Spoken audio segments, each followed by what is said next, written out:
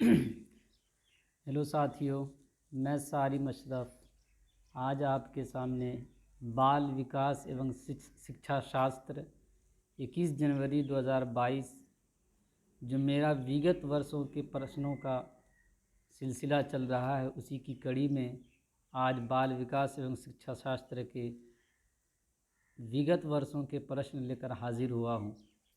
आप लोगों ने मेरे पहले वीडियो उर्दू में बहुत पजीराई की, बहुत प्रोत्साहन किया। इसके लिए आप तमाम लोगों का शुक्रिया। दोस्तों, आज हम 21 जनवरी 2022 बाल विकास एवं शिक्षा शास्त्र में जो सवालात पूछे गए उसको हल करेंगे।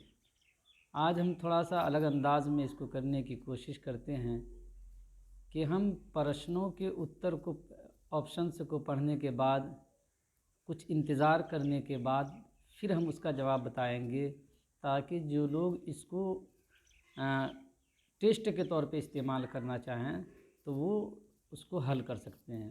तो चलिए दोस्तों, टाइम को बर्बाद न करते हुए हम अपने मकसद की तरफ बढ़ते हैं। अगर आप इस चैनल पे नए हैं तो इसको सब्सक्राइब कर लें, कमेंट करें, शेयर करें दोस्तों के साथ। चलिए दोस्तों, शुरू करते हैं। निर्देश: प्रश्न संख्या 1 से 30 निम्नलिखित प्रश्नों के उत्तर देने के लिए सही सबसे उपयुक्त विकल्प चुनिए। बाल विकास के सिद्धांतों के संदर्भ में निम्न में से कौन सा कथन सही है?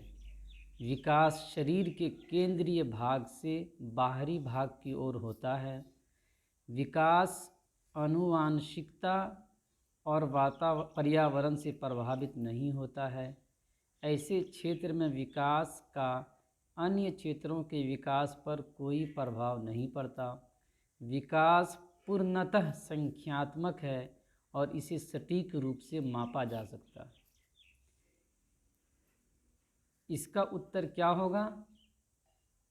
इस क्वेश्चन में ये कहा जा रहा है कि जो बाल विकास के सिद्धांत हैं, उस सिद्धांत के कॉन्टेक्स्ट में आपको ये बताना है कि निम्न में से जो कथन है वो कौन सा कथन है जो बाल विकास के सिद्धांत के मुताबिक है, उसी के अनुकूल है। पहला ऑप्शन कह रहा है दोस्तों कि विकास शरीर के केंद्रीय भाग से बाहरी भाग की ओर होता है। इसका ऑप्शन दोस्तों 1 नंबर ऑप्शन ही होगा। कैसे दोस्तों? आपने बाल विकास के जो सिद्धांत पढ़े थे तो उसमें से आपको बताया गया होगा कि हमारा जो विकास है वो 2 तरह से होता है, मस्तकाधोमुखी विकास और केंद्र से सीमांत की ओर का सिद्धांत। तो यहाँ पे जो है केंद्र से सीमांत की ओर का सिद्धांत ये कहता है कि जो बच्चे का जो पेट है सबसे पहले उसका विकास होता है, फिर सर और पैर का होता है, ठीक है। और मस्तकाधोमुखी जो सिद्धांत है वो ये कहता है कि सबसे पहले बच्चे के सर का विकास होता है, फिर पेट का होता है, फिर पैर का होता है। तो ये जो पहला ऑप्शन है कि विकास शरीर के केंद्रीय भाग से बाहरी भाग की ओर होता है, तो ये केंद्र से सीमांत की ओर जो विकास का सिद्धांत है उसके मुताबिक ये कहा गया है। दूसरा क्या कह रहा है? विकास आनुवंशिकता और पर्यावरण से प्रभावित नहीं होता है। नहीं, विकास तो इन दोनों से प्रभावित होता है। आप जानते हैं कि आनुवांशिकता जिसको हेरिडिटी कहते हैं, आप तवारुस कहते हैं ना, पर्यावरण जिसको आप माहौल कहते हैं, इन्वायरमेंट कहते हैं, तो ये दोनों चीज़ तो विकास को प्रभावित करती है। उसके बाद ऐसे क्षेत्र में विकास का अन्य क्षेत्र के विकास पर कोई प्रभाव नहीं पड़ता। अच्छा, बाल विकास के क्षेत्र में जो है अगर विकास है तो उसका अन्य विकास क्षेत्रों के विकास पे जो है कोई प्रभाव नहीं पड़ता। नहीं, जो विकास के जो भी क्षेत्र हैं उस पे जो है इन चीज़ों का प्रभाव पड़ता है। और चौथा नंबर है कि विकास पूर्णतः संख्यात्मक है और इसे सटीक रूप से मापा जा सकता है। अगर आपने वृद्धि और विकास पढ़ा होगा, जिसको हम उर्दू में तरक्की और नशोनुमा कहते हैं, इंग्लिश में ग्रोथ और डेवलपमेंट कहते हैं, तो उसमें आपने पढ़ा होगा कि वृद्धि जो होती है वो मात्रात्मक होती है, जिसको आप संख्यात्मक भी कह सकते हैं कि वो संख्या में होती है ना। जैसे बच्चे की लंबाई है, मोटाई है, वज़न है ना, ये चीज़ें हैं, आप उसको संख्या में दे सकते हैं कि इसकी लंबाई कितनी है, इसका वज़न कितना है। लेकिन विकास जो होता है ये गुणात्मक और मात्रात्मक दोनों होता है ना। वृद्धि जो है ये सीमित अर्थ में इस्तेमाल होता है और विकास जो है ये आपका व्यापक अर्थ में इस्तेमाल होता है। तो यहाँ पे क्या कह रहा है कि विकास पूर्णतः संख्यात्मक है और इसे सटीक रूप से मापा जा सकता है। तो ये नहीं है दोस्तों। तो तीन है, दूसरा और तीसरा चौथा, ये तो नहीं है। तो इसका पहला ऑप्शन जो क्या होगा दोस्तों, सही हो जाएगा। चलिए आगे बढ़ते हैं, दूसरे नंबर क्वेश्चन को देखते हैं कि बच्चों में भाषा विकास किससे प्रभावित होता है।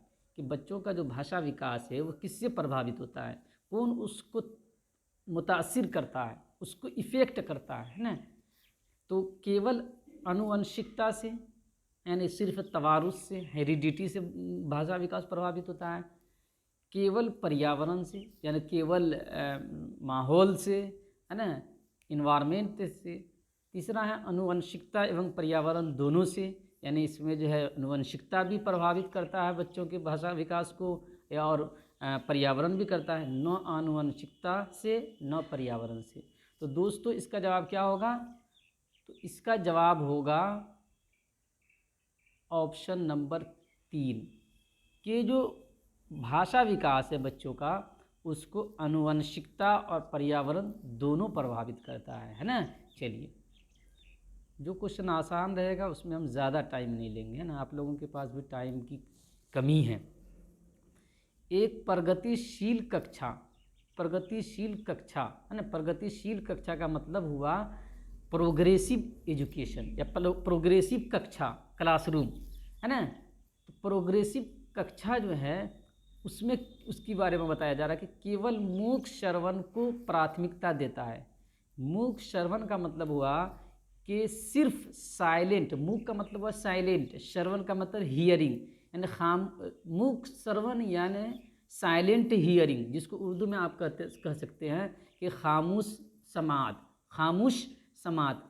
कि एक प्रगतिशील जो कक्षा होती है वो सिर्फ खामोश सुनने को क्या करता है, अहमियत देता है।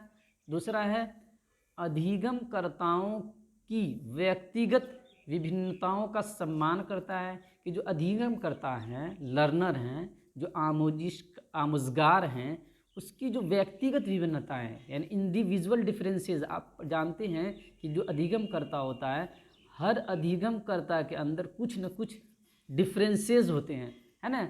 उसको उर्दू में इनफरादी तफावुत कहते हैं कि हर बच्चा जो है एक दूसरे से कुछ न कुछ चीज़ों में क्या होता है, अलग होता है। तो क्या है, अधिगमकर्ताओं की व्यक्तिगत विभिन्नताओं का सम्मान करता है प्रगतिशील कक्षा। तीसरा है अंक उन्मुख होता है। अंक उन्मुख का मतलब होता है कि मार्क ओरिएंटेड होता है, कि प्रगतिशील कक्षा में सिर्फ हम बच्चों के नंबरात पे ध्यान देते हैं। और चौथा है कि अधिगम के व्यवहारवादी सिद्धांतों पर आधारित होता है, यानी बिहेवियरिस्टिक जो अप्रोच है अधिगम के, लर्निंग के, है ना, उस पर क्या होता है, निर्धारित, उसको निर्धारित करता है।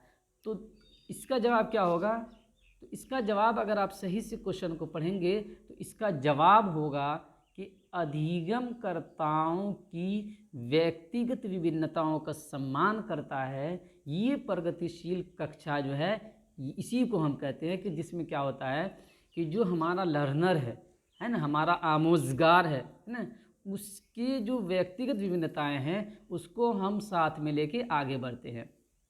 आगे चलिए देखते हैं। लॉरेंस कोहलबर्ग के नैतिक विकास के सिद्धांत के अनुसार सज़ा टालने के लिए नियमों का पालन करना किस चरण को दर्शाता है। ये क्वेश्चन साथियों लॉरेंस कोहलबर्ग के जो नैतिक विकास का सिद्धांत है, जिसमें आप जानते हैं कि प्रथा पूर्व चरण, है ना, प्रथागत चरण और उत्तर प्रथागत चरण, ये 3 चरण होता है। फिर हर चरण के अंदर 2-2 स्टेप्स हैं, है ना। पहला चरण जो है प्रथा पूर्व चरण, ये जो है 4 से 10 साल का होता है। उसके बाद प्रथागत चरण जो है ये 10 से 14 साल के दरमियान होता है। और उत्तर प्रथागत चरण जो है ये होता है आपका 14 साल से एबव। तो यहाँ पे आप जानते हैं कि हर चरण के अंदर कुछ विशेषताएं हैं, और बच्चा जो इन चरणों के दरमियान जो नैतिक विकास करता है, इसके बारे में आप बहुत अच्छे से पढ़े होंगे कि बच्चा जो है किस चरण में जो नैतिक कार्य करता है वो कैसे करता है, क्यों करता है। तो यहाँ पे आपसे ये पूछा जा रहा है कि सज़ा टालने के लिए नियमों का जो पालन करता है बच्चा, कि बच्चा जो नैतिकता का कार्य करता है सज़ा टालने के लिए, नैतिक कार्य इसलिए करता है कि उसको सज़ा ना मिले, ये किस चरण में करता है। तो इसका जवाब क्या होगा बताइए आप लोग। प्रथा पूर्व चरण, यानी जो 4 से 10 साल की आयु है उसमें, या अमूर्त संक्रियात्मक चरण। अमूर्त संक्रियात्मक चरण तो आप जानते हैं कि ये पियाजे के थ्योरी में है, तो ये तो नहीं होना चाहिए। अगला है प्रथागत चरण, और लास्ट है चौथा नंबर उत्तर प्रथागत चरण, है ना। इसको इंग्लिश में कहते हैं प्रथा पूर्व चरण को करें प्री कॉन्वेंशनल स्टेज, है ना। प्रथागत चरण को कहते हैं कॉन्वेंशनल स्टेज, और उत्तर प्रथागत चरण को कहते हैं पोस्ट कॉन्वेंशनल स्टेज। तो दोस्तों इसका जवाब जो होगा, इसका उत्तर जो होगा वो होगा आपका ऑप्शन नंबर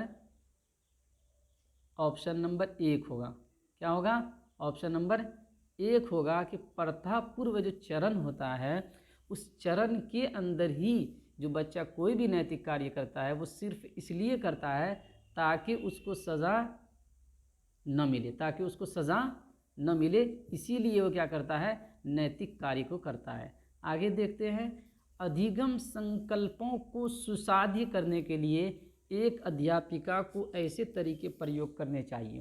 यानी अधिगम के जो संकल्प हैं, कॉन्सेप्ट है, लर्निंग कॉन्सेप्ट जो है, आप पढ़ाते हैं तो कुछ कॉन्सेप्ट्स होते हैं, है ना। मान लीजिए कि पर्सनालिटी एक कॉन्सेप्ट है ना, बुद्धि इंटेलिजेंस एक कॉन्सेप्ट है। तो इन कॉन्सेप्ट को सुसाध्य करने के लिए, सुसाध्य का मतलब था आसान, सिंपल कर देने के लिए कि बिल्कुल बच्चा को समझ में आ जाए।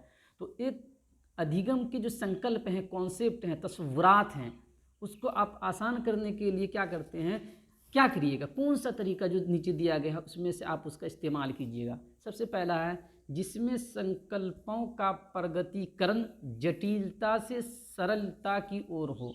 यानी ऐसे आप तरीके का इस्तेमाल करेंगे, प्रयोग करेंगे कि जिसमें क्या होगा, संकल्पों का प्रगतीकरण, यानी उसका प्रोग्रेशन जो होगा, प्रोग्रेसिवनेस जो होगा वो क्या होगा, जटिलता से सरलता की ओर होगा। कि आप क्या करेंगे, जटिलता से कॉम्प्लेक्स टू सिंपल की तरफ जाएंगे, मुश्किल से आसान की तरफ जाएंगे। वो तो आप बताइएगा। उसके बाद है जो अपसारी चिंतन को प्राथमिकता दे। अपसारी चिंतन जिसको हम इंग्लिश में कहते हैं डाइवर्जेंट थिंकिंग। आपने डाइवर्जेंट, अपसारी चिंतन और अभिसारी चिंतन दो चीज़ों को पढ़ा होगा। अपसारी चिंतन को कहते हैं डाइवर्जेंट थिंकिंग, और अभिसारी चिंतन को कहते हैं कन्वर्जेंट थिंकिंग। अपसारी चिंतन के अंदर बच्चों के पास जो है किसी समस्या को हल करने के बहुत सारे जो है, या किसी भी समस्या के लिए उसके बहुत सारे क्या होते हैं, उसके पास सॉल्यूशंस होते हैं, उसको हल करने के उसके पास क्या होते हैं, ऑप्शंस होते हैं।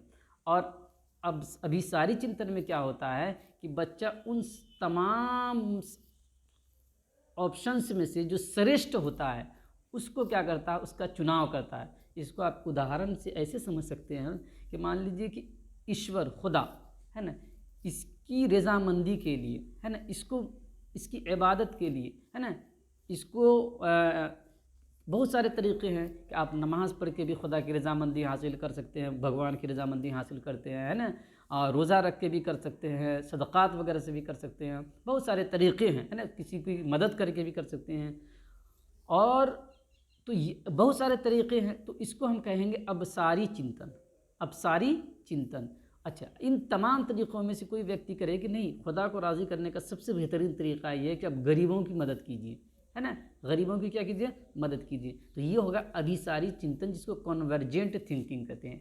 यानी अभिसारी चिंतन का मतलब है कि जो बहुत सारे हमारे पास ऑप्शंस हैं उसमें से जो श्रेष्ठ है उसका चयन करना। वो हर व्यक्ति और बच्चे के अनुसार से उसका श्रेष्ठ का अपना जो है मूल्य, अपना जो है पैमाना हो सकता है। हमने आपको उदाहरण के लिए समझाया। अगला देखिए, जो विभिन्न संकल्पों के बीच संबंध खोजने को महत्व दे।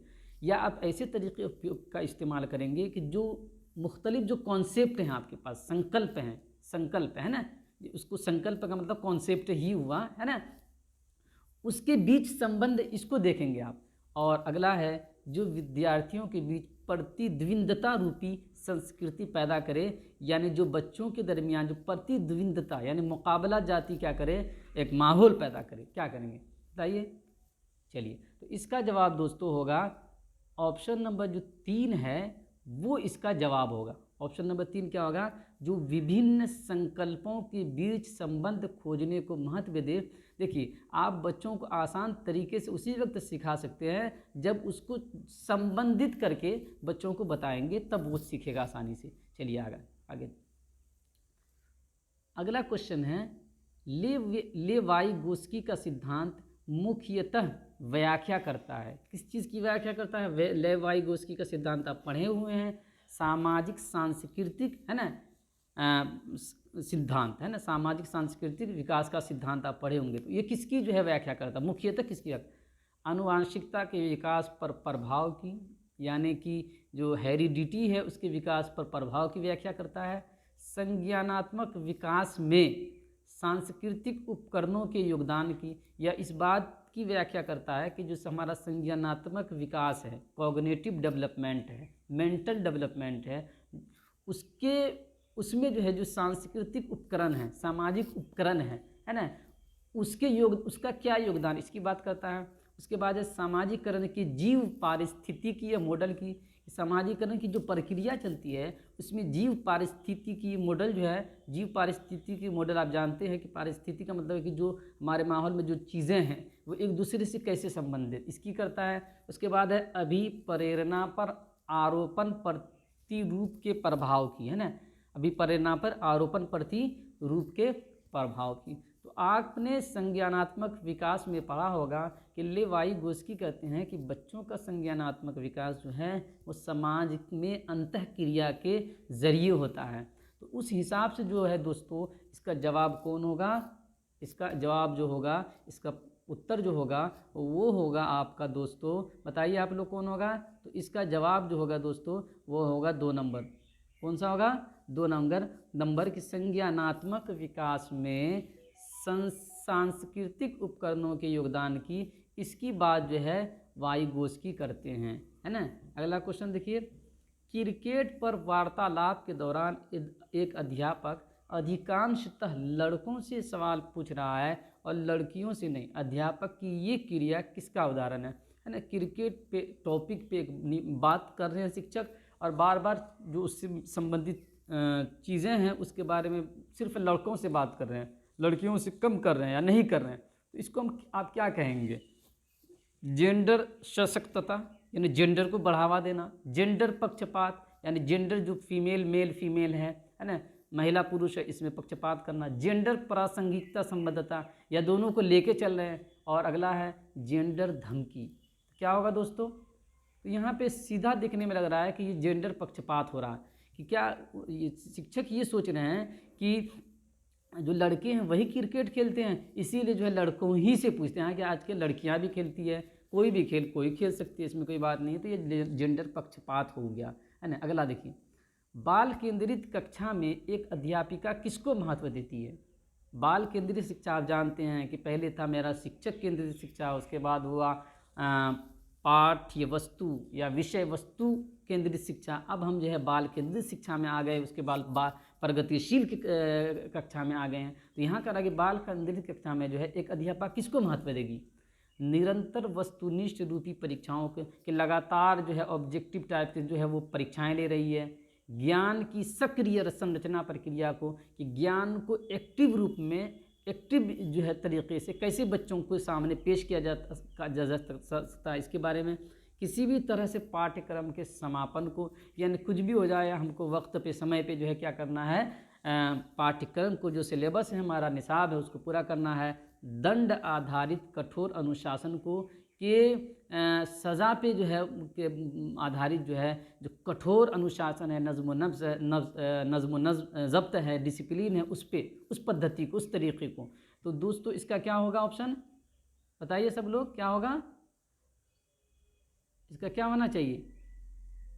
इसका होगा ज्ञान के सक्रिय संरचना को, ज्ञान के की सक्रिय संरचना प्रक्रिया को, कि ज्ञान को बच्चों के सामने कितना बेहतर तरीके से अंदाज में पेश करना है कि बच्चों को समझ में आ जाए, इसको क्या करेंगे, इसको बढ़ावा देंगे। क्या करेंगे, इसको बढ़ावा देंगे। तो ज्ञान की सक्रिय संरचना को बढ़ावा देंगे। आगे देखिए दोस्तों, निम्नलिखित में से कौन सा बच्चों के समाजीकरण का प्राथमिक कारक है। आप जानते हैं कि समाजीकरण के जो समाजीकरण कहते हैं, समाजीकरण एक शब्द है जिसका अर्थ होता है कि बच्चे जो समाज के मूल्य हैं, उसकी अवधारणा है, उसकी संस्कृति है, जो उसको सीखता है, उसको सीखने का जो अमल होता है, प्रोसेस होता है ना, उसी को हम समाजीकरण कहते हैं। तो समाजीकरण की जो प्राथमिक कारक होते हैं वो क्या होता है दोस्तों, पूछा जा रहा है, पुस्तकें और पत्रिकाएं होती हैं, निकटस्थ परिवार होता है, माता पिता का कार्यस्थल यानी जहाँ हमारे माता पिता जहाँ पे कार्य कर रहे हैं वो स्थल है, या अस्पताल के कर्मचारी हैं।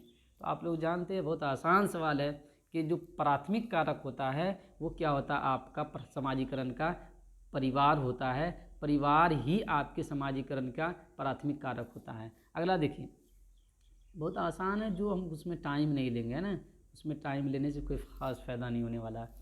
निम्नलिखित में से कौन सा उम्र समूह जीन पियाजे के संज्ञानात्मक विकास के सिद्धांत के मूर्त संक्रियात्मक अवस्था चरण के समनुरूप है।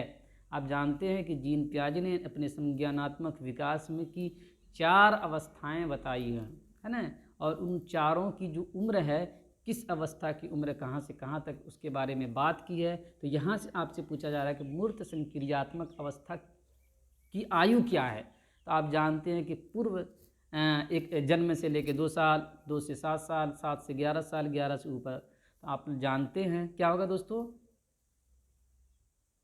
अच्छा ठीक है, आप लोग जानते हैं कि जो सबसे पहला अवस्था है वो सेंसरी मोटर स्टेज है, जिसको कहते हैं पेशीय संवेदी पेशीय अवस्था, क्या जो होता है 0 से लेके 2 साल तक, जन्म से लेके 2 साल तक। उसके बाद है पूर्व संक्रियात्मक अवस्था, जिसको हम कहते हैं प्री ऑपरेशनल स्टेज, जो क्या होता है आपका दोस्तों 2 से लेके 7 साल। उसके बाद होता है जी कॉन्क्रीट ऑपरेशनल स्टेज जी, तो उसको हम कहते हैं 7, वो होता है आपका 7 से लेके 11 साल, है ना, जिसको मूर्त संक्रियात्मक अवस्था कहते हैं। और जो आखिरी होता है जिसको कहते हैं कॉन्क्रीट, है ना, एब्स्ट्रैक्ट ऑपरेशनल स्टेज, है ना, फॉर्मल ऑपरेशनल स्टेज, उसका वो ये नाम भी है, जिसको हम कहते हैं अमूर्त संक्रियात्मक अवस्था। ये आपका होता है 11 साल से ऊपर। तो यहाँ आपसे क्या पूछा जा रहा है, मूर्त संक्रियात्मक अवस्था पूछा जा रहा है, तो ये कौन सा हो जाएगा, 3 हो जाएगा, है ना, कि 7 से 11 साल की जो आयु होती है, इसी को तो हम क्या कहते हैं, मूर्त संक्रियात्मक अवस्था कहते हैं, 11 से या 7 से 11 साल की आयु, है ना। थोड़ा लेट इसलिए कर रहे हैं कि आपको जवाब देना है ना, आपको जवाब देना। आप लोगों का कमेंट था कि थोड़ा, कुछ लोगों ने फ़ोन भी किया था कि सर थोड़ा सा टाइम लेके हम लोग को जवाब देने दीजिए, तो ठीक है, तो उस हिसाब से हम थोड़ा सा टाइम ले रहे हैं। आप एक अध्यापक हैं जो विश्वास करता है कि बच्चे विभिन्न गतियों और अलग अलग तरीक़ों से सीखते हैं। आप अपनी कक्षा में ऐसी आकलन योजना करेंगे जो ये कह रहा है कि आप ये विश्वास करते हैं और जानते हैं कि जो बच्चे हमारी कक्षा में होते हैं, और ये मनोवैज्ञानिक तौर पे और साइंटिफिक तौर पे भी ये बात साबित हो चुकी है कि जो बच्चे होते हैं वो अलग अलग तरीके से गति करते हैं, उसकी सीखने की जो गति होती है, स्पीड होती है, वो अलग अलग होती है ना, और अलग अलग अंदाज से भी सीखते हैं। तो आप एक शिक्षक होने के नाते जो अपनी योजना आकलन अपना करना चाह रहे हैं बच्चों का, तो उस आकलन में, है ना, आप बच्चों का टेस्ट लेना चाह रहे हैं, तो उस टेस्ट में आप क्या चीज़ को ध्यान देंगे, सभी विद्यार्थियों के लिए समान हो, यानी जो आकलन योजना आप करेंगे आप, वो क्या हो, तमाम बच्चों के लिए एक समान होगा। अच्छा, केवल वस्तुनिष्ठ प्रश्नों को सम्मिलित करेंगे, कि सिर्फ क्या करेंगे आप, ऑब्जेक्टिव टाइप से क्वेश्चन को दाखिल कर देंगे। उसके बाद बच्चों के सीखने के तरीके से संबंधित न हो, कि बच्चे जिस तरीके से सीख रहे हैं उससे संबंधित नहीं, आप अलग अंदाज में लेंगे। उसके बाद है आकलन के अलग अलग तरीक़ों पर आधारित हो। तो कौन सा, यानी जो आकलन के अलग अलग तरीके हैं, कि कुछ ऑब्जेक्टिव टाइप क्वेश्चन हैं, कुछ सब्जेक्टिव क्वेश्चन हैं, कुछ मिलान वाले क्वेश्चन हैं, कुछ खाली जगह को भरने वाले क्वेश्चन हैं।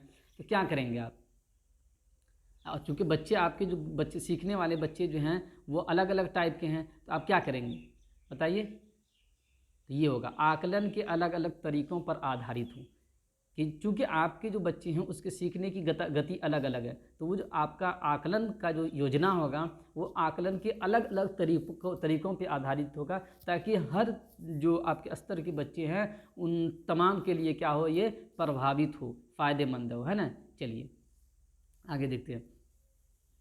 लेवाइगोस्की के सिद्धांत के अनुसार निम्न में से कौन सी अध्यापन अधिगम प्रक्रिया को पार प्रदान करने की प्रभावशाली तकनीक है।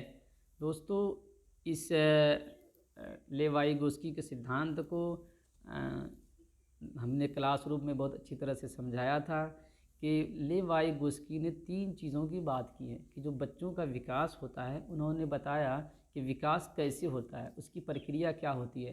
तो उन्होंने कहा तीन शब्द को अगर आप अच्छी तरह समझ जाते हैं तो वाइगोस्की के सिद्धांत में जो पार को जो अक्सर पूछा जाता है, पार शब्द या ZPD समीपस्थ विकास का क्षेत्र, ये जो पूछा जाता है इसको जवाब देना बहुत आसान हो जाता है। लेवाइगोस्की ने ये कहा है कि जो बच्चे होते हैं उसके अंदर जो है 3 तरह की अगर गतिविधि को हम ध्यान रखेंगे तो फिर हमको क्या होगा, इस थ्योरी को समझना आसान होगा। सबसे पहला होता है लेवल ऑफ एक्चुअल डेवलपमेंट, जिसको कहते हैं वास्तविक विकास का स्तर, है ना, वास्तविक विकास का स्तर। कि देखिए बच्चे के अंदर कुछ क्षमताएं ऐसी होती है कि जिसको वो खुद से कर सकता है ना, जिसके करने के लिए उसको किसी दूसरे की आवश्यकता नहीं पड़ती है, तो इसको कहते हैं लेवल ऑफ एक्चुअल डेवलपमेंट। दूसरा होता है लेवल ऑफ पोटेंशियल डेवलपमेंट। कुछ जैसे लेवल ऑफ एक्चुअल डेवलपमेंट हो गया बच्चे के अंदर, देखिए पढ़ने की जन्मजात क्षमता होती है ना, बच्चे के अंदर गाने की जन्मजात क्षमता होती है, तो ये हुआ लेवल ऑफ एक्चुअल डेवलपमेंट, है ना, जिसको कहते हैं वास्तविक विकास का स्तर क्षेत्र।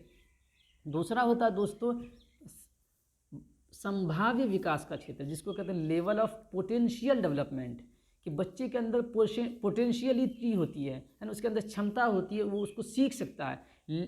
शर्त है कि उसको कोई रहनुमाई करने वाला हो, उसको कोई बताने वाला हो, तो उसको हम क्या कहते हैं कि संभाव्य विकास का स्तर, है ना। और तीसरा होता है ये दो जो वास्तविक विकास का क्षेत्र है, यानी वो क्षमताएं जो बच्चे खुद से सीखता है और वो क्षमताएं जिसको सीखने के लिए बच्चों को किसी की आवश्यकता पड़ती है। तो वो क्षमताएं जिसको सीखने के लिए बच्चों को दूसरे की आवश्यकता पड़ती है, तो वो जो दूसरे लोग हैं जो उसको उस क्षमता को सीखने में उसकी मदद करेंगे, उसकी सहायता करेंगे, उसी को हम कहते हैं जोन ऑफ प्रोक्सिमल डेवलपमेंट, समीपस्थ विकास का क्षेत्र। यानी वो क्षेत्र जहाँ की इसकी सहायता से आप जो आगे की चीज़ है जिसको आप नहीं सीख पा रहे हैं उसको आप सीख पाइएगा।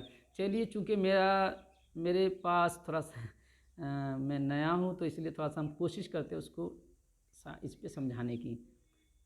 देखिए कैसे होता है, हो पाता है, चूँकि हमको उतना इसमें अभी हुआ नहीं है तजुर्बा। तो ये देखिए ये जो अंदर वाली क्षमताएं हैं, ये क्षमताएं बहुत सारी क्षमताएं मान लीजिए आप, इसको हम कहते हैं लेवल ऑफ एक्चुअल डेवलपमेंट, है ना, LED, level of actual development, वास्तविक विकास का क्षेत्र है। अच्छा, जो ये वाला है, ये वाला, इसमें भी बहुत सारी क्षमताएं होती हैं। मान लीजिए कि कोई बच्चा गाना नहीं गाने जानता है, लेकिन एक जन्मजात तौर पे अगर उसके अंदर ये क्षमता मौजूद है, खेलना नहीं जानता तो उसके अंदर ये जन्मजात तौर पे ये क्षमता मौजूद है, चित्र बनाना नहीं जानता उसके अंदर जन्मजात तौर पे क्षमता मौजूद है, अगर कोई इसकी मदद करेगा तो वो इसको सीख लेगा। इसको कहते हैं level of potential development, LPD, है ना, संभाव्य विकास का क्षेत्र। तो आप देख रहे हैं कि लेवल ऑफ पोटेंशियल डेवलपमेंट से पहले एक क्षेत्र है जिसकी बात हमने अभी नहीं की है, इसी को कहते हैं हम ZPD, zone of proximal development, समीपस्थ विकास का क्षेत्र है। तो ये जो जोन ऑफ प्रोक्सिमल डेवलपमेंट होता है, इसमें वो लोग होते हैं जो आपको इस लेवल में आने के लिए, जो ये वाला लेवल है आपका, इस लेवल में आने के लिए, इसको सीखने के लिए आपकी सहायता करते हैं। तो उसी को हम पार भी कहते हैं। जो ये प्रक्रिया होती है जो जोन ऑफ प्रोक्सिमल डेवलपमेंट को ख़त्म करने की, ताकि हम जो हमारा लेवल ऑफ पोटेंशियल डेवलपमेंट है उसको हासिल कर सकते हैं, इसी को हम पार कहते हैं। ये क्वेश्चन बहुत पूछा जाता है दोस्तों, इसको अच्छे से समझ लीजिए। चलिए तो यहाँ पे क्या कर रहा है कि लेवाइगोस्की के सिद्धांत के अनुसार निम्न में से कौन सी अध्यापन अधिगम प्रक्रिया को पार प्रदान करने की प्रभावशाली तकनीक है। समस्या के समाधान हेतु अस्थिर पद दर पद निर्देश देना, कि उसको निर्देश देना, गलत जवाब पर बच्चों को दंडित करना, कि बच्चों को दंड दे दिए, सज़ा दे दिए, समस्या को सुलझाने के दौरान यदि बच्चे किसी बिंदु पर अटक जाएं तो उस समय संकेत और इशारे देना, प्रक्रिया में अध्यापन का पूर्ण हस्तक्षेप, यानी कि जो प्रक्रिया होती है उसमें अध्यापन की अधिगम की प्रक्रिया होती है, उसमें क्या करे शिक्षक बिल्कुल कुछ न करे कि छोड़ दे बच्चे को जैसे सीखना।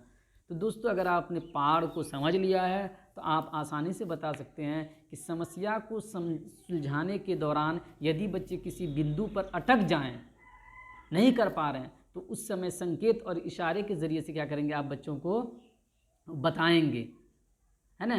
तो ये 3 वाला जो ऑप्शन होगा ये सही हो जाएगा। चलिए दोस्तों चलते हैं आगे। देखिए निम्नलिखित कथनों में से बुद्धिमत्ता के बारे में कौन सा कथन सही है। बुद्धिमत्ता का मतलब बुद्धि, है ना, बुद्धि लब्धि के बारे में कौन सा कथन सही है। तो आपने बुद्धि के बहुत सारे सिद्धांत पढ़े होंगे। बुद्धि का एक कारक सिद्धांत, बुद्धि का द्विकारक सिद्धांत, बुद्धि का त्रिकारक सिद्धांत, त्रिआयामी सिद्धांत, है ना, बहुबुद्धि सिद्धांत, बहुत सारे बुद्धि के आप सिद्धांत पढ़े हैं। तो यहाँ पूछ रहा है कि बुद्धि के बारे में कौन सा कथन सही है।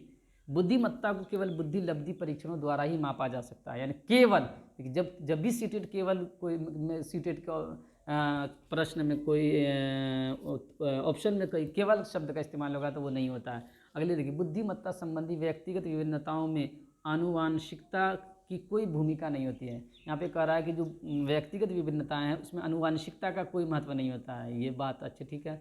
एक क्षेत्र में उच्च बुद्धिमत्ता अन्य क्षेत्र में भी उच्च बुद्धिमत्ता सुनिश्चित करती है कि अगर आप एक क्षेत्र में बहुत अच्छे हैं, आपकी बुद्धि लब्धि, तो दूसरे क्षेत्र में भी बुद्धिमत्ता विद्यालय में बेहतर प्रदर्शन करने की योग्यता से अधिक है। तो दोस्तों इसका जो ऑप्शन होगा कौन सा होगा, बताइए आप लोग, बताइए जल्दी जल्दी, कौन सा होगा, कौन सा इसका ऑप्शन होगा। इसका जो ऑप्शन होगा दोस्तों वो होगा चौथा, कि बुद्धिमत्ता विद्यालय में बेहतर प्रदर्शन करने की योग्यता से अधिक है।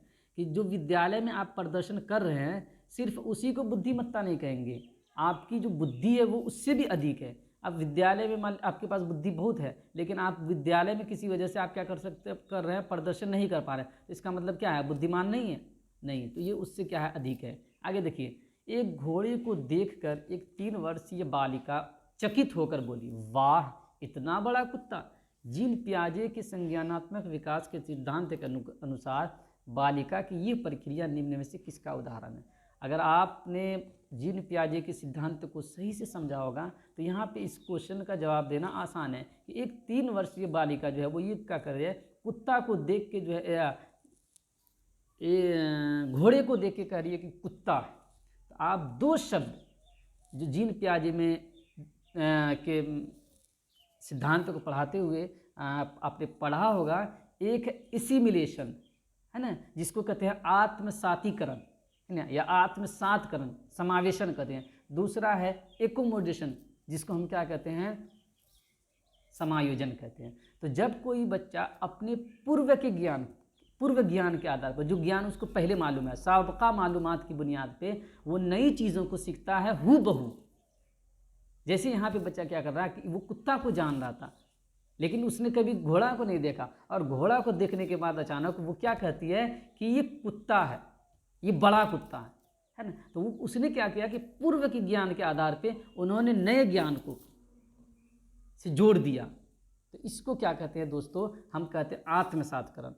और समायोजन होता है, एकोमोडेशन होता है कि जब हम पूर्व ज्ञान में कुछ परिवर्तन करके नए ज्ञान को सीखें। अगर ये बच्ची यहाँ पे कि पूर्व के ज्ञान में जो उसको कुत्ता का ज्ञान था उसमें अगर कुछ परिवर्तन करती कि कुत्ता जो है कि अंदर कुछ खूबियाँ थी, जैसे कुत्ता है, कुत्ता की जो हाइट थी, है ना, कुत्ता की जो लंबाई थी, है ना, इन चीज़ों पे ध्यान देती वो बच्ची, तो उसको फिर कुत्ता और घोड़े के अंदर फ़र्क आता, तो फिर वो कुत्ता को घोड़े को ये नहीं कहती कि ये बड़ा कुत्ता है ना। तो उसको हम कहते हैं समायोजन, है ना, क्या कहते हैं उसको दोस्तों, समायोजन। तो ये पूछ रहा है कि ये क्या होगा, तो चूंकि यहाँ पे डायरेक्ट कहा जा रहा है कि वो बच्ची क्या कर रही है, ये बड़ा कुत्ता है, तो इसका मतलब है कि उसने समायोजन नहीं किया है, उसने क्या किया है, आत्मसातकरण किया, समायोजन नहीं किया। तो आत्मसातकरण होगा। प्रतीकात्मक पदार्थ स्थायित्व, प्रतीकात्मक की प्रतीक से जोड़ना, पदार्थ स्थायित्व की जब तक चीज़ों का जब तक मौजूद है तो वो चीज़ है, नहीं है तो नहीं है।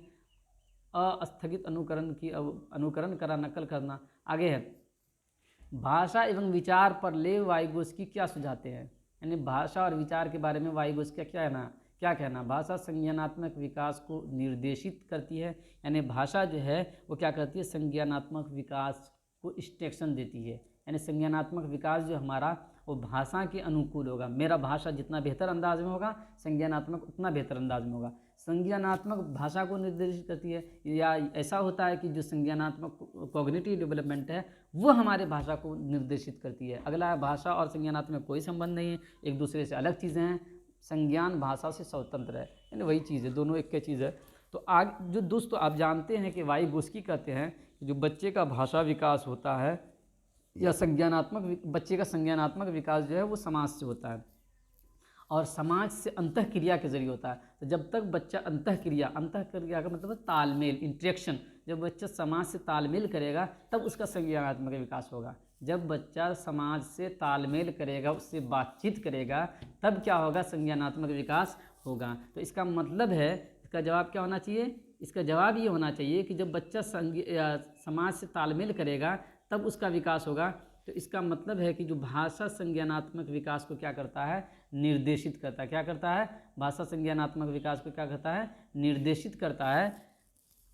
आगे जी, बच्चों में सृजनात्मकता को किस प्रकार सुसाध्य किया जा सकता है। कि जो बच्चों में सृजनात्मकता आप जानते हैं क्रिएटिविटी कहते हैं, है ना, तख्लीकियत कहते हैं, कि नई चीज़ों को के बारे में सोचना या पुरानी चीज़ों में बदलाव करना, है ना, इसको सृजनात्मकता कहते हैं। तो सुसाध्य का मतलब आसान। तो बच्चों में सृजनात्मकता को किस प्रकार सुसाध्य किया जा सकता है, बढ़ाया जा सकता है।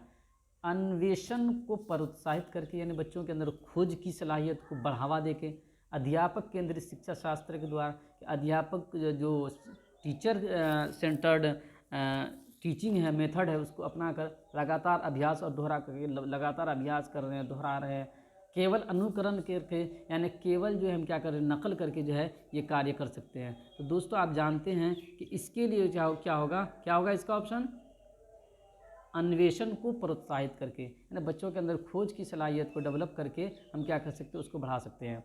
अगला है, गुणज वैकल्य सीधे तौर पर निम्न में से किससे संबंधित है। गुणज वैकल्य का मतलब है कि आपको जोड़ घटा में किसी तरह की, है ना, क्या हो रही है, आपको कठिनाई हो रही है, अब उसमें विफल है, तो आपने पढ़ा जो विकार हैं उसको आपने पढ़ा होगा कि कई प्रकार के होते हैं, है ना। कभी हमको पढ़ने में कठिनाई होती है, कभी हमको जो है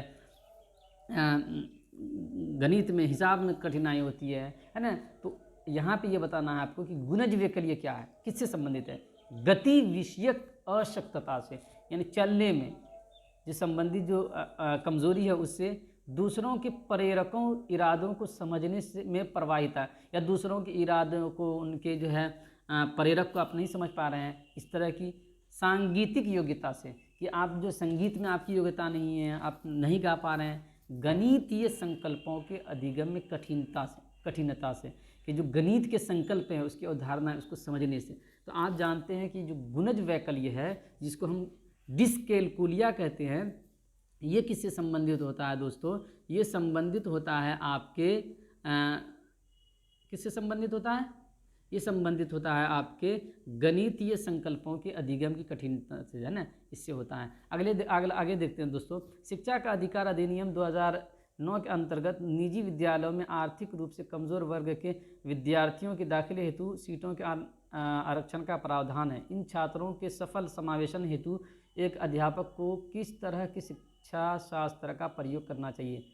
यानी आप जानते हैं कि शिक्षा का अधिकार अधिनियम 2009 जो है वो ये कहता है कि जो निजी विद्यालय हैं उसमें भी जो आर्थिक रूप से कमज़ोर बच्चे हैं उसके लिए प्रावधान होना चाहिए कि वो भी निजी स्कूल में पढ़ सकें, क्योंकि हम लोग मान के चलते हैं कि निजी स्कूल में अच्छी पढ़ाई होती है, तो वहाँ पे जो बच्चे होते हैं वो सोचते हैं कि हम कैसे जाएंगे, तो वहाँ पे उसको उनके दाखिले के लिए, उनके एडमिशन के लिए जो है ये प्रावधान है शिक्षा का अधिकार अधिनियम 2009 में। तो उनके लिए जो प्रावधान है इसके बारे में बात किया जा रहा है कि ये किस पे आधारित है, ये जो प्रावधान है ये किस पर आधारित है, भेदभावात्मक, यानी ये कि भाई उन लोगों के साथ भेदभाव हो रहा था इसीलिए ऐसा प्रावधान लाया गया है, या अलगावात्मक, या अलगाव की स्थिति पैदा करने के लिए ऐसा हो रहा है, या साम्यता पर आधारित है। साम्यता का मतलब होता है दोस्तों इक्विटी, है ना, और समानता पर आधारित है। समानता का दोस्तों मतलब होता है इक्विलिटी। देखिए दोनों शब्दों को आपको समझना ज़रूरी है, साम्यता और समानता। हमने आपको बताया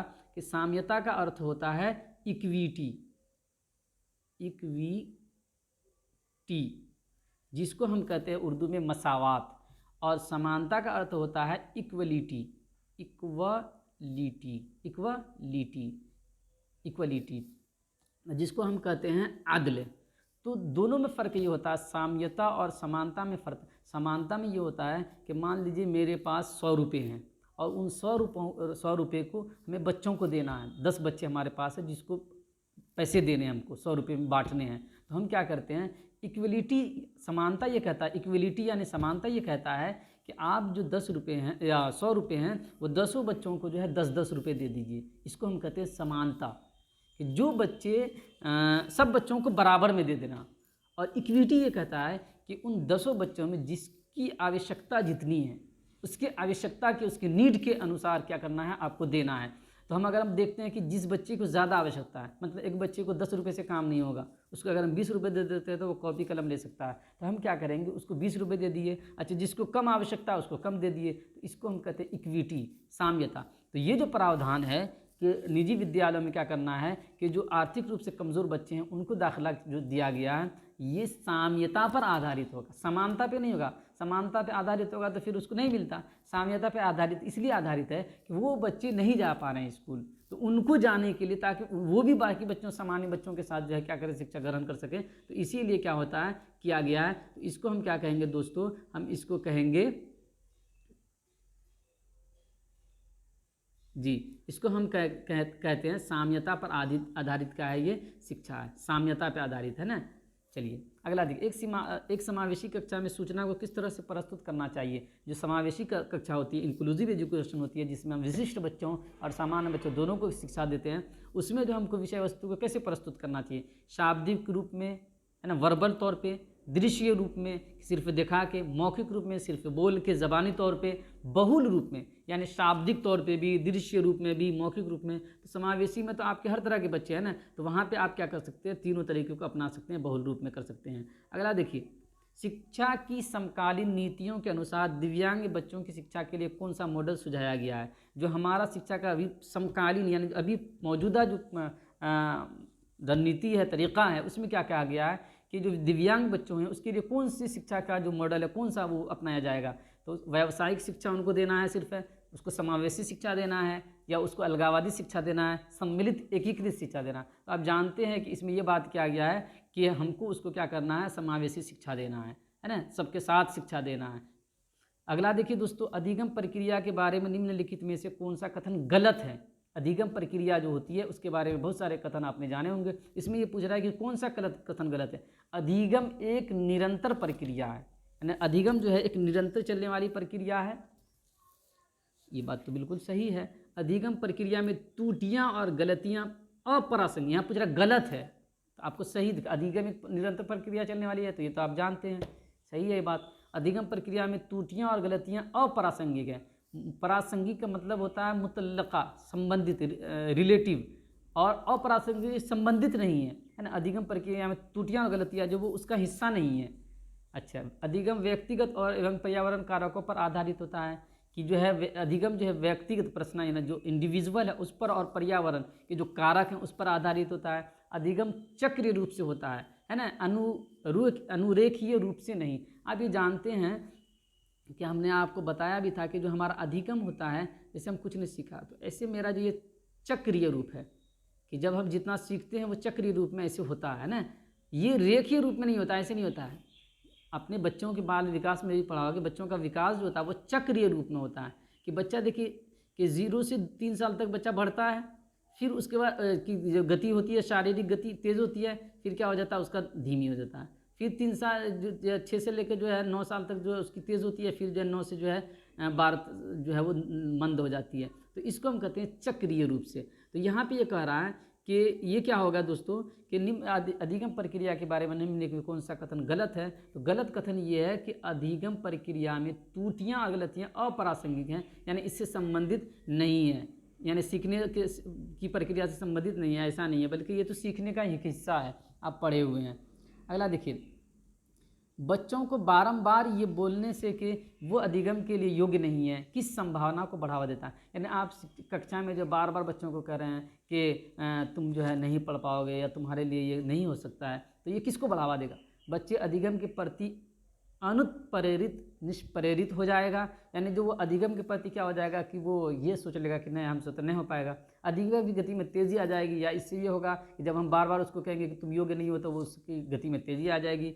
बच्चा अधिगम के प्रति अभिप्रेरित हो जाएगा कि वो और भी मोटिवेट हो जाएगा। बच्चे के अधिगम पर कोई प्रभाव नहीं पड़ेगा, बच्चा इस पर कोई प्रभाव नहीं पड़ेगा, बच्चा जैसे पहले कर रहा था गतिविधि वैसे करेगा। तो दोस्तों इसका क्या होगा, आप जानते हैं कि इसका क्या होगा, दुष्प्रभाव पड़ेगा, है ना। इसका जो है बच्चों के प्रति ये इसमें क्या होगा, बच्चे का जो है कि जब बार बार हम उसको कहेंगे तो बच्चे अधिगम के प्रति क्या होंगे, अनुत्प्रेरित निष्प्रेरित हो जाएंगे, है ना। अगला है समस्या समाधान कौशल को किस प्रकार बढ़ाया जा सकता है, कि बच्चों के अंदर समस्या की जो समस्या को हल करने की जो कौशल है, महारत, उसको कैसे बढ़ा सकते हैं। उपकरणों सामग्रियों के परंपरागत प्रयोग पर ध्यान देकर कि जो उपकरण हैं, जो हमारे साधन हैं, उसको जो हम जैसे पहले इस्तेमाल होता आ रहा है उसी तरह से अंदाज से इस्तेमाल करके समस्याओं को मानक प्रारूपों में प्रस्तुत करके जो समस्या है उसको स्टैंडर्ड रूप में पेश कर दिए उससे, या समाधानों के वैकल्पिक तरीकों को मान के, या ये कि हम जो समाधान होता है किसी भी समस्या का समाधान, उसके हम कई समाधान को जो है मान के कि ये भी समाधान हो सकता है, या उसका कई समाधान कई तरीके हम उसको मान के या यंत्रवत याद करके कि जो उसका समाधान कोई एक समाधान को हम हूबहू याद कर लिए उससे। तो आप जानते हैं कि इसका सही ऑप्शन क्या होगा दोस्तों, कि समाधान के वैकल्पिक तरीकों को मान करके कि हमको बहुत सारे जो है इसके वैकल्प को लेकर चलना पड़ेगा। उसके बाद है प्राथमिक कक्षाओं में संकल्प अध्यापन हेतु विषय वस्तु को प्रस्तुत करने का कौन सा क्रम सर्वाधिक उपयुक्त है। कि जब प्राथमिक कक्षाओं में आप जो संकल्प को समझाने के लिए, किसी कॉन्सेप्ट को समझाने के लिए बच्चे के सामने विषय वस्तु को पेश करते हैं, कंटेंट पेश करते हैं, मवाद मजमून पेश करते हैं, तो उसके लिए सबसे बेहतर तरीका क्या है ना, उसको क्रम में बताइए। पहले आप संकेत देते हैं, फिर चित्र बताते हैं। पहले आप संकेत के ज़रिए समझाते हैं, फिर चित्र के ज़रिए, फिर मूर्त सामग्री यानी जो मूर्त चीज़ें हैं, जो ठोस चीज़ें हैं उसके ज़रिए से। दूसरा है चित्र संकेत मूर्त सामग्री। तीसरा है संकेत मूर्त सामग्री चित्र। चौथा है मूर्त सामग्री चित्र संकेत। चौथा ऑप्शन सही होगा कि पहले हम मूर्त चीज़ों के जरिए बच्चों को देख कर समझाते हैं। मान लीजिए हमको पेन बच्चों को बताना, तो पहले हम पेन दिखा के समझाएंगे, फिर हम उसको क्या करेंगे, चित्र के ज़रिए से। अगर मान लीजिए उस चीज़ को हम कक्षा में नहीं ला पा रहे हैं, मान लीजिए हमको बच्चों को एयरप्लेन के बारे में बताना है ना, तो हवाई जहाज़ को हम ला सकते हैं, कक्षा में नहीं ला सकते, तो उसका हम चित्र ला के दिखाएंगे। है ना, ये दुनिया का ग्लोब दिखाना है तो हम तो कक्षा में नहीं ला सकते हैं पूरी दुनिया को, तो हम उससे क्या ग्लोब के दिखा दें। और अगर उससे नहीं होगा तो हम संकेत के ज़रिए, है ना, बता के संकेत के ऐसे ऐसे संकेत के ज़रिए हम क्या करेंगे, उसको बता सकते हैं। तो ये जो है इसका चौथा वाला ऑप्शन क्या हो जाएगा, सही हो जाएगा। मूर्त सामग्री चित्र संकेत के ज़रिए हम उसको समझाएंगे। उसके बाद है बच्चों के अधिगम पर कक्षा के वातावरण का काफ़ी प्रभाव पड़ता है, ये तो आप जानते हैं। परिवीनति अभिमुखी अधिगम, वो अधिगम जो समझने पर जोर दे, संस्कृति को बढ़ावा देने के लिए कक्षा का वातावरण किस तरह होना चाहिए। आप जानते हैं कि वातावरण का जो है बच्चे के अधिगम पर बहुत ज़्यादा प्रभाव पड़ता है। तो परिवीनति अभिमुखी अधिगम संस्कृति को, कि ऐसी संस्कृति, ऐसा पैटर्न कि जिसमें बच्चा जो के समझने पे जोर हो, है ना, तो इसके लिए आप क्या करेंगे, प्रदर्शन अभिमुखी के बच्चों को दिखाएंगे, प्रदर्शन करके, रोल प्ले करके। स्पर्धात्मक एवं व्यक्तिपरक कि क्या क्या बच्चों के मुकाबला का यहाँ पे। अध्यापन प्रधान की अध्यापन ये कर देंगे कि बच्चे शिक्षक जैसे सिखाएं। या सहकारात्मक एवं सहयोगात्मक। सहकारात्मक का मतलब होता है कि बच्चे सीखने के लिए, समझने के लिए तैयार हो, और सहयोगात्मक क्योंकि उस्ताद भी, शिक्षक भी जो है समझाने के लिए तैयार हो। तो ये वाला तरीका जो अपना बेहतर होता है, जब वो अधिगम जो समझने पर जोर दे कि खुद से समझे बच्चा, तो इसके लिए सहकारात्मक और सहयोगात्मक जो तरीका होता है, कोऑपरेटिव और कोलैबोरेटिव लर्निंग जो होती है वो ज़्यादा इफेक्टिव होती है। अगला देखिए, अधिगम के संदर्भ में निम्न से कौन सा कथन सही है अधिगम के बारे में। परीक्षाएं ही अधिगम का चरम लक्ष्य है। जो असल लक्ष्य है वो परीक्षाएं ही अधिगम का है। अधिगम एक निष्क्रिय प्रक्रिया और इसमें अधिगमकर्ताओं की संलग्नता की आवश्यकता नहीं होती है। या ये कह रहा है कि अधिगम एक निष्क्रिय प्रक्रिया है, बेमाना प्रक्रिया, और इसमें जो आमोजगार होते हैं, लर्नर होते हैं, इसकी शमूलियत कोई मायने नहीं रखती है, संलग्नता की आवश्यकता नहीं है।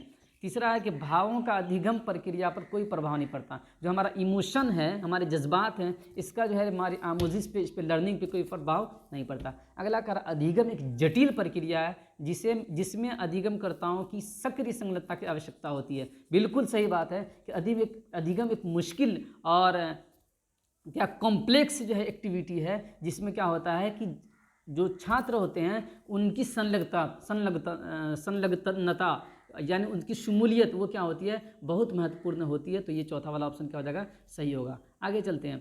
अधिगम का सामाजिक संरचनात्मक विचार अधिगम प्रक्रिया में खाली जगह की महत्वता पर बल देता है कि जो सामाजिक संरचनात्मक विचार है अधिगम का, ये किस पे जोर देता है, पारस्परिक क्रियाओं पर। यानी ये इस बात पर जोर देता है कि हमको सीखना चाहिए एक दूसरे के तालमेल से, एक दूसरे के साथ काम करके। पुरस्कार एवं दंड की बच्चों को पुरस्कार दे दीजिए, दंड दीजिए, बच्चे सीख लेंगे। अनुवंशिकता की बच्चे के माता पिता का जो हेरिडिटी है उसके आधार पर बच्चे सीखेंगे।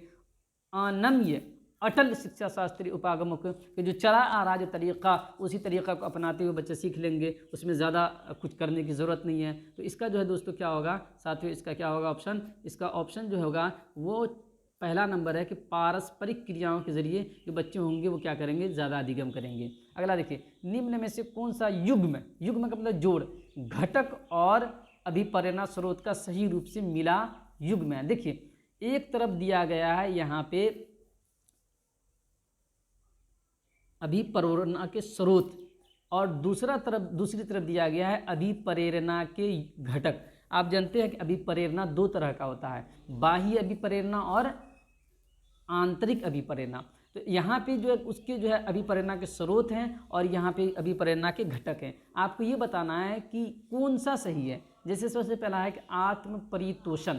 आत्म परितोषण का अर्थ हुआ दोस्तों सेल्फ ग्रेटिफिकेशन, जिसको हम कहते हैं खुद तस्कीन, कि आपको खुद में इत्मीनान हो जाए। तो ये जो खुद में इत्मीनान है, आत्म परितोषण है, ये बाह्य अभिप्रेरण है या आंतरिक अभिप्रेरण है। तो यहाँ पे दिखा रहा है कि ये बाह्य अभिप्रेरण है, तो ये युग में सही है। अच्छा, उसका बाद है जिज्ञासा यानी चाहत, ये आंतरिक अभिप्रेरण है या बाह्य। तो यहाँ पे दे रहा आंतरिक अभिप्रेरण है। उसका नकद पुरस्कार के बच्चों के पुरस्कार जो दे रहे हैं, ये बाह्य है या आंतरिक प्रेरण है, अभिप्रेरण है। उसके बाद है रुचि, तो ये रुचि बाह्य है या आंतरिक है। तो देखिए दोस्तों, अगर आप ध्यान से देखेंगे तो आत्म परितोषण जो होता है, खुद तस्कीन जो होती है वो आंतरिक है। तो इसका मतलब है ये जो युग्म है, ये जोड़ है, ये गलत है। उसके बाद देखिए आप नकद पुरस्कार, तो नकद पुरस्कार जो ये बाह्य होता है ना, जो बाहरी तौर पे अपने इसको अभिप्रेरणा दे रहे हैं, बाहरी साधन के जरिए से। रुचि ये आंतरिक होता। तो जो सही युग्म है वो क्या है, दो वाला है कि जिज्ञासा जो है एक आंतरिक क्या है, अभिप्रेरणा है। अगला चलते हैं दोस्तों, बहुत आसान है ना। विद्यार्थियों में संकलनात्मक समझ को सुसाध्य करने हेतु एक अध्यापिका को कि बच्चों के अंदर संकल्पनात्मक समझ को आसान करने के लिए बच्चे संकल्पनाओं को, कॉन्सेप्ट को आसानी से समझ सके, आपको क्या करना चाहिए। छात्रों को केवल यंत्रवत रूप से सीखने के लिए प्रोत्साहित करना कि जो चीज़ें हैं सिर्फ उसको याद कर लेना, यंत्रवत जैसे है वैसे ही याद कर लेना। दूसरा है संकल्पों के वार्तालाप, उदाहरण और गैर उदाहरण को सम्मिलित नहीं करना चाहिए कि जो संकल्प है उसके बाद संबंधित उससे कोई उदाहरण नहीं लेना है, जो हूबहू उसको रटा देना है। अगला है जो प्रस्तुत क्रिया किया गया है और जो पहले से ज्ञात है उन दोनों में संबंध स्थापित करने के अवसर प्रदान करने चाहिए। यानी जो उसके सामने अभी पेश किया जा रहा है और जो बच्चे को पहले से मालूम है उसमें क्या करना है, उसको तालमेल बैठाना है। यानी ये बात कह रहा है कि उसको एसिमिलेशन करना है या एकोमोडेशन करना चाहिए। दूसरा ये है, चौथा यह अध्यापन की व्याख्यान विधि पर ही सीमित रहना चाहिए कि जो डिस्कशन मेथड है, एक्सप्लेन मेथड है, उस पर जो क्या करना चाहिए, शिक्षक को सम्मिलित होना चाहिए। तो आप जानते हैं जीन प्याजे का कहना है कि एसिमिलेशन और एकोमोडेशन है ना, जिसको आप आत्मसातकरण और समायोजन कहते हैं, इसके ज़रिए से बच्चा ज़्यादा सीखता है और किसी भी संकल्प को, किसी भी अवधारणा को बहुत आसानी से समझ सकता है। तो इसका ऑप्शन क्या होगा दोस्तों, इसका ऑप्शन होगा जो प्रस्तुत किया गया है और जो पहले से ही ज्ञात है उन दोनों में संबंध स्थापित करने का अवसर प्रदान करेंगे जब बच्चों को, तो वो कुछ सीखेगा। जैसे वो बच्चा जो है, वो बच्ची जो है क्या कर रही है, कुत्ता को देख के या घोड़े को देख के करीब बड़ा कुत्ता है, तो अगर वो उन दोनों के दरमियान कुछ संबंध देखेगी तो उसको क्या हो जाएगा, समायोजन हो जाएगा, एकोमोडेशन हो जाएगा और वो फ़र्क अगर पड़ जाएगी, नहीं ये कुत्ता बड़ा कुत्ता नहीं है, इसमें कुछ न कुछ क्या है, फ़र्क है। चलिए दोस्तों, बहुत आसान है। और लास्ट क्वेश्चन में हमारा है, निम्न में से कौन से कारक अधिगम को प्रभावित करते हैं? जो कुछ फैक्टर्स दिए गए हैं, कुछ अनासिर दिए गए हैं, आपको ये बताना है कि कौन सा अनासिर जो है, कौन सा फैक्टर जो है वो अधिगम को प्रभावित करता है। अभिप्रेरणा, मोटिवेशन, सामाजिक संदर्भ, सोशल कॉन्टेक्स्ट, समाजी पस मंज़र, संवेग, इमोशन, है ना, जज्बात, शिक्षा शास्त्रीय उपागम, जो फ़न तदरीस के जो मॉडल है वो। तो हम देखते हैं कि दोस्तों इसका चारों होगा, यानी जो चारों चीज़ें हैं, अभिप्रेरणा, है ना, सामाजिक संदर्भ है ना, और ये चीज़ें, तमाम चीज़ें जो वो क्या करती है, प्रभावित करती है। तो इसका जो ऑप्शन नंबर 4 है ये क्या हो जाएगा, सही हो जाएगा। तो दोस्तों यहीं पे हमारा ये वीडियो ख़त्म हुआ। अगर ये वीडियो आपको अच्छा लगा तो शेयर कीजिए, कमेंट कीजिए, सब्सक्राइब कीजिए, और किसी तरह की कोई राय है तो आप मुझे दीजिए, ये हमारे लिए फ़ायदेमंद होगा। चलिए इसको यहीं पे ख़त्म करते हैं, शुक्रिया।